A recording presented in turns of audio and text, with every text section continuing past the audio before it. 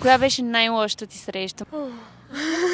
Дълга история, май. Ти обичаш ли да ходиш на срещи? Обичам естествено, ти? Не много. Как така не много? Не знам, не ми е любимото. Айде да видим дали другите обичат. Айде да питаме хората. На срещи ходиш ли? Не. Не ходите на срещи. Даже се карам с мъжете. Никога не си бил. Бил съм, ама днешно време не. А Тиндър имаш ли? Не. А ти? Не. Коя беше най-лошата ти среща?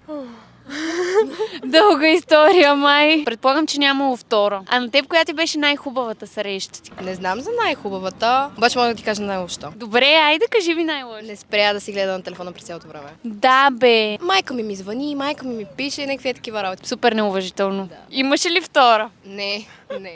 По-добре, момичета. Пазете се. А можеш ли да си представиш перфектната среща? Нещо в планината на гледка.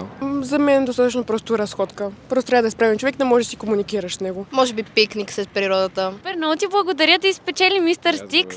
Много ви благодаря, подарявам ви мистер Стикс. Разкажи ни в коментари за най-лошата среща, която си имал и може да спечелиш мистер Стикс.